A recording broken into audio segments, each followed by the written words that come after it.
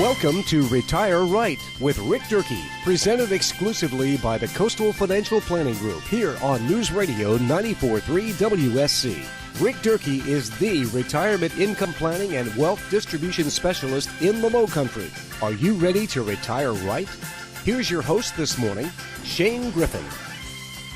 And good morning. Welcome in for another edition of Retire Right with Rick Durkee. I am your host, Shane Griffin. Each and every Saturday morning here at 9 o'clock, I have the privilege of sitting down with our local retirement income planning and wealth distribution specialist, Rick Durkee, to help you to retire right. Good morning, sir. Good to see you. Good morning, Shane. You have the privilege, I have the appreciation, and that is for your time that you've put in over the years here with Retire Right to bring these articles of top-of-mind topics for retirement planning. It's been a fun run, and I'm continuing to enjoy getting the information, learning more. I've learned so much from you in just the time that I've spent talking to you, so I do hope that that person listening at home this morning feels the exact same way.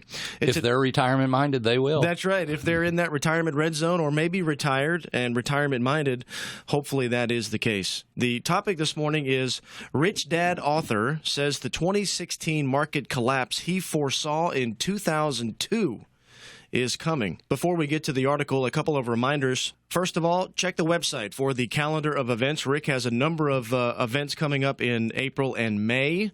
The website is cfpgroup.biz, cfpgroup.biz. You can also listen to past programs at the website, cfpgroup.biz. You can also check the radio station website. Visit 943wsc.com and search podcasts, and you'll find all of past Retire Right with Rick Durkee on the podcast page. They're all labeled there.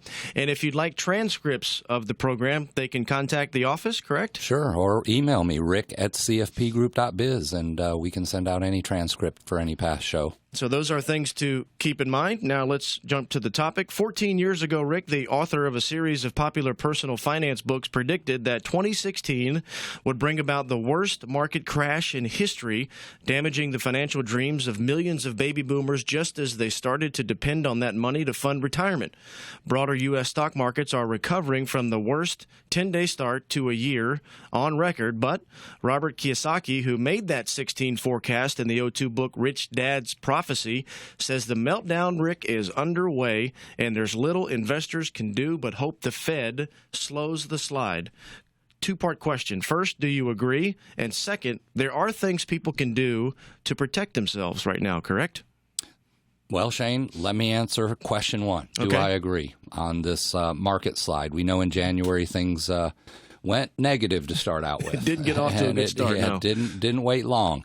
And then February, things came back. March is okay. And so we're going above the high water mark. But those are short-term numbers, Shane. I think as we share with our clients on a regular basis, if we look back at least at the last 12 months and perhaps at trends that started going down, many of these trends for the different asset classes,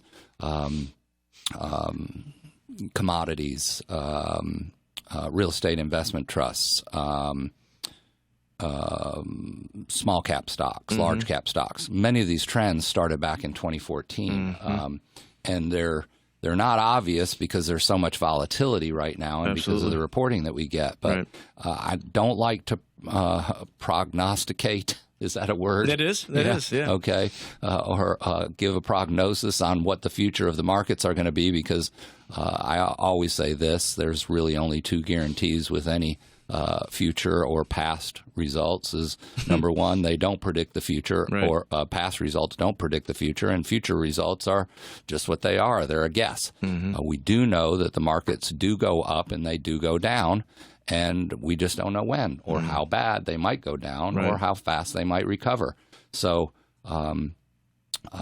we sure do know also that although we can't see into the future and see what the market does, and everybody has their ideas of what it may do, we can learn from fundamentals and facts. Fact is that 2000 to 2002, the stock market lost $5 trillion in value.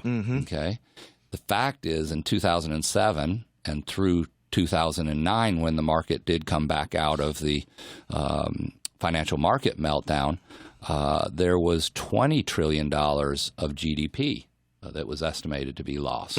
So when we look at those figures, and then we look at the pace of the last 7 years since 2009's trough or the drawdown, and then we look at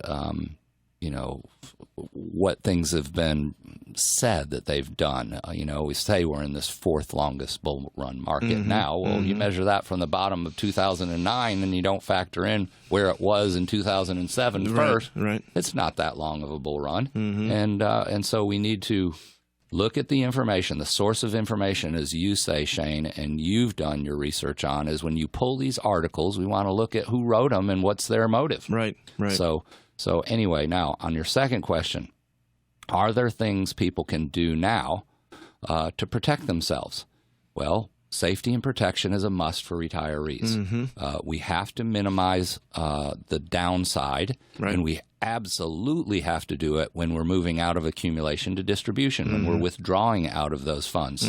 So we have to reposition assets, move them towards more fixed income or some type of income generating tools that will perhaps guarantee income, and then use the guaranteed income tools or the promised income tools like Social Security and pensions to integrate into that income plan, and at the same time then add some perhaps self-directed pension plans or income plans to supplement and fill the gaps between what your total income and what your expenses are planned for throughout retirement. So, fundamental things that we can do to correct is, first of all, reevaluate risk. And make sure that you're in the proper risk category. And I'll ask this question to our listeners. Do you feel more confident that the current market is going to go up at the pace that it has in the last 7 years? Or do you think that it perhaps could be heading on a downward trend now? You need to measure that. You need to measure your propensity for risk and say, this is the most in dollars I can afford to lose. Because as we go through these periods of positive growth in the market, everybody's talking about their percentage rate of return. But when things start going down, it converts to dollars very quickly when you see your account statement. So how much of those dollars can you afford to lose when you're going into and throughout retirement? It kind of goes back to what you said a few shows ago, and I've said on the program, it's the return of your money, sometimes more than return on your money. Yes, it goes from accumulation to distribution, as I just mentioned, and income, as you just said now, Shane, takes the place of growth. Well, interestingly enough, Rick, in 2002, Kiyosaki wrote that the stock market would crash in 2016 as the first wave of baby boomers began to hit 70 and a half this year and started taking required by law distributions from traditional individual retirement accounts. He still believes that, quote, demography. He still believes that, quote, demography is destiny, end quote. He said in the interview for MarketWatch, which, by the way, I pulled this article off of marketwatch.com, and if you'd like a copy of this article, you can send Rick an email at rick@cfpgroup.biz, rick@cfpgroup.biz. Your thoughts on that? Demography is destiny, according to Robert Kiyosaki. Well, Shane, I do want to talk about that, and I want to answer that one in two parts. And first of all, let me talk about that 70 and a half and what happens at that time. Baby boomers hit that 70 and a half year mark in life, and retirees that maybe are pre-baby boom. No, this is the baby boomers are hitting 70 and a half in 2016. So that's the earliest boomers. All of a sudden, they have to take out of their IRAs what's called a required minimum distribution. Now, I prefer to call that a required withdrawal. It is an income stream. You have to take it. You don't absolutely have to take it, but if you don't, IRS is going to take half. Take half of what you said you were supposed to take, or what you were told you were supposed to take. So you do need to take it. And it is going to be taken as long as you live. And if you get used to taking that income, whether you're reinvesting it or spending it, if you get used to taking that, don't you still want your wife or your significant other or your spouse to continue to get that payment? So you want survivor benefits on that withdrawal. And so there are things that you can do to protect that. And if you look at it from an income standpoint and think about that IRAs have a required payment, that it's taxable because you take it, you put it in, it's not taxed, it is 100% taxable coming out. Right. Thirdly, on that IRA, it is desired for that payment to be last as long as your lifetime, okay, because it has to come out as long as your lifetime. Right. Wouldn't you prefer to have a payment that is perhaps starting at the required minimum distribution but goes up over time versus the required minimum distribution goes down over time because the account balance reduces? Right.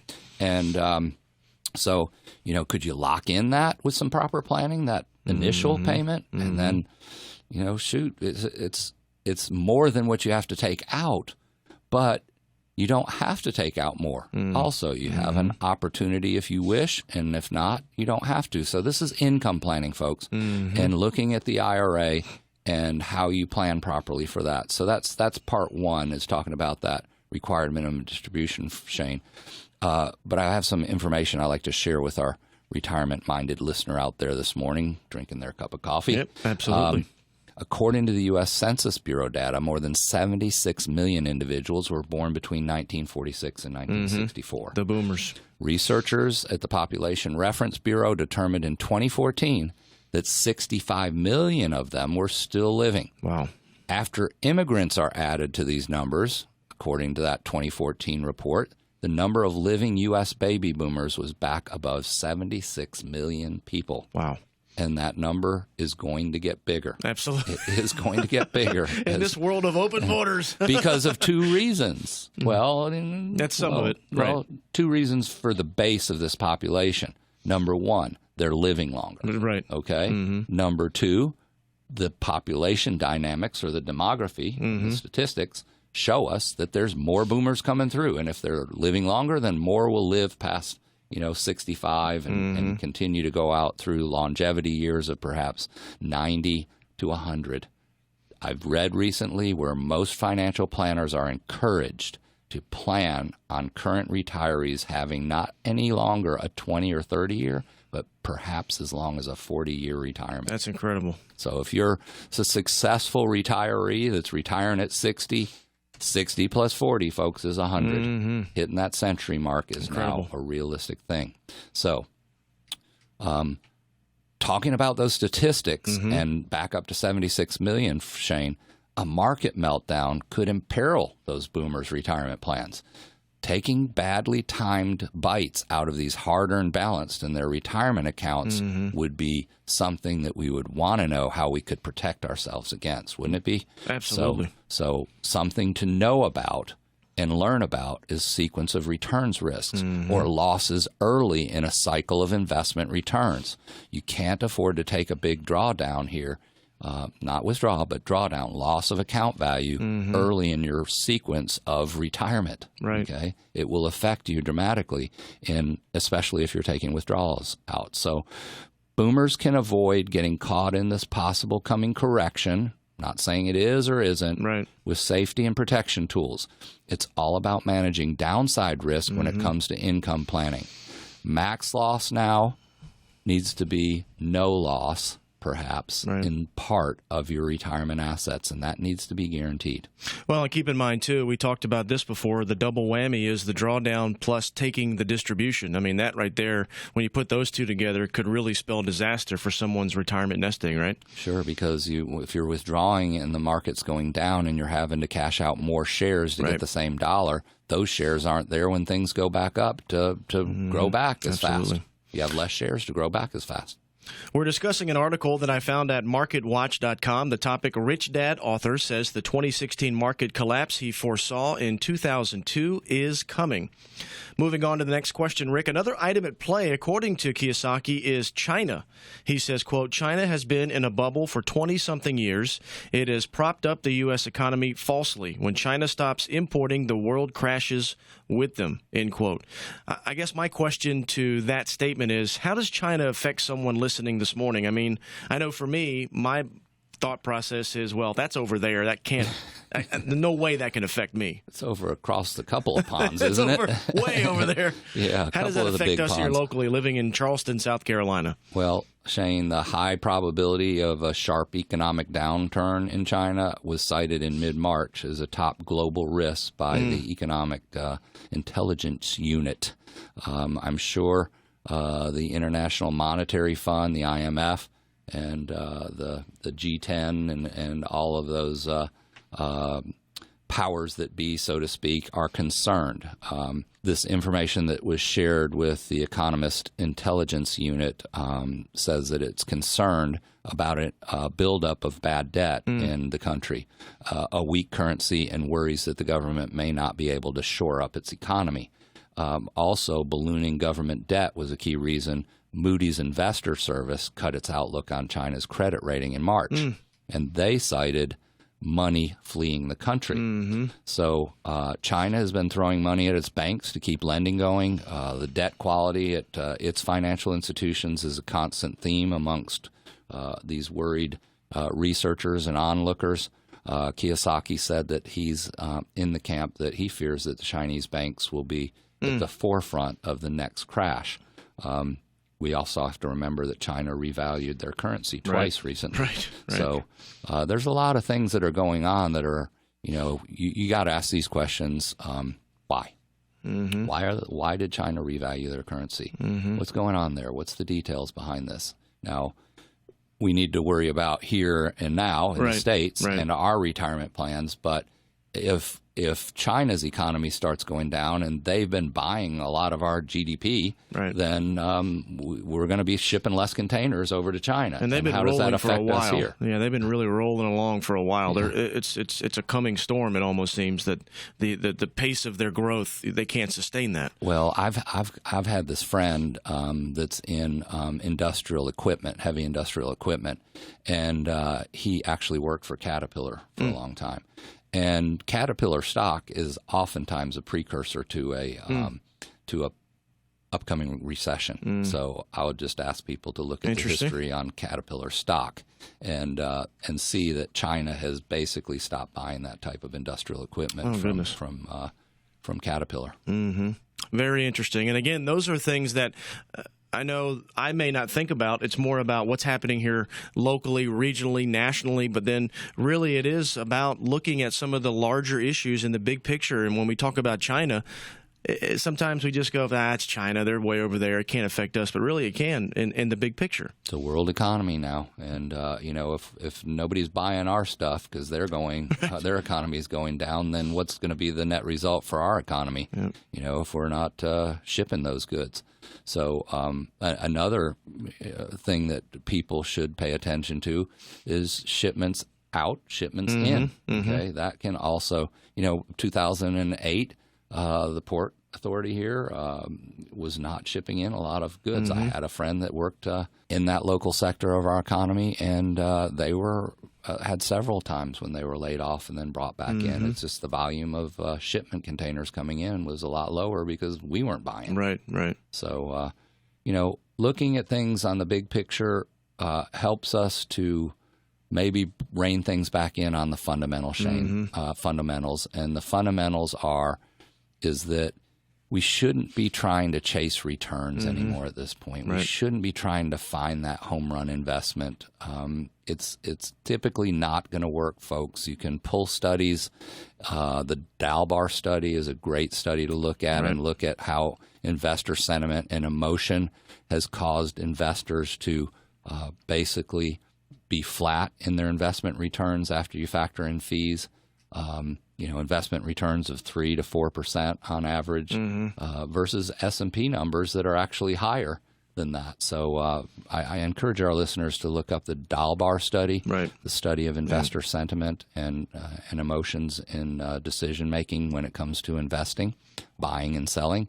And then secondly, I think fundamentally we need to look at the shift again from our growth of our assets right, or chasing returns to, as you mentioned earlier, to the return of our money, to income. Okay, and where are those income sources going to come from, and what gaps do we need to fill to make sure that our income is adequate going into and throughout our full retirement years? And for those, we want to protect our spouses, significant others, and have a plan in place that makes sure we're taken care of. And then if there's going to be money left over, and we see that that's going to be an available resource for us to pass on those dollars for part of our legacy, then we want to make sure that we pass those on in the most efficient ways possible from a tax standpoint, from an income planning standpoint, and then also from a risk standpoint. Well, Kiyosaki says you should prepare for this coming storm and often invokes investors to, quote, build a financial ark. Well, the exclusive 3-step review with you and your firm is a good first step to see how well built and protected one's nest egg is, isn't it? Sure is, Shane, and I just mentioned those 3 steps as I do whenever someone comes in. We cover those in an initial appointment. The process is that a radio listener says, I've been listening to you for several years, and I'm getting really close to retirement now, or I am in retirement already, and you struck a chord with this topic today that, Shane, you brought to us, or another topic of the past that I would like to follow up with. So the people call in, they schedule an appointment with Liz Marr, and then Liz tells them that she's going to send them an email and ask them to assemble some information. Fill out a questionnaire, fill out a risk questionnaire, bring in your statements, bring in your tax returns, take that information, gather it, put it together, and bring that in for a first appointment. And we're going to sit down for this 3-step review process, which is a process of discovery, Shane. We're going to go through and ask questions that probably no other source of financial advice has ever asked you regarding those 3 topics. And when we walk out of that meeting, you will probably want to follow up with a second or third or fourth meeting to continue that process of discovery, because you'll learn things in that first meeting just by answering some questions that we pose to you on how your future financial decisions will be affected from a tax standpoint, from an income and distribution planning standpoint, and thirdly, from a risk standpoint. So if you follow that process, which many retirement-minded people do not have. They do not have a process for making the decisions that will be in their favor throughout their retirement years and help them to have a better retirement with a plan in place, and also have the income plan that they need so that they can use it as, a sailboat needs a rudder, right? A retirement plan needs a retirement income plan. You build it, you evaluate it on an annual basis, you make changes to it, you change the course maybe a little bit in that sailboat, and then you've got a high degree of confidence that you've done the planning properly so that you can have a stress-free retirement. Which could last 40 years, 35 to 40 years. That's right. Longevity kicks in again, You got to make good decisions for sure. Well, for more information on the topic we discussed this morning, 843-735-5065, the number to call. If you'd like a copy of this article, it was found on marketwatch.com. You can send Rick an email, rick@cfpgroup.biz. If you'd like to listen to this program again, it'll be on the podcast page at 943wsc.com and also at cfpgroup.biz. And a reminder to check the calendar of events at Rick's website. Lots of events coming up in April and May that you want to take a look at and might want to be a part of. A lot of good information coming up from Rick and his team at the Coastal Financial Planning Group. It's a very simple procedure. Just visit the website, cfpgroup.biz, find the calendar tab, and all the events are laid out right there. So, Rick, always good to see you, sir. We are out of time, and we will see you next week. Thank you, Shane, and thank you to our listener today that's the retirement-minded individual. We'll look forward to meeting with you again next Saturday morning at 9 o'clock here on 94.3 WSC and 94.3WSC.com.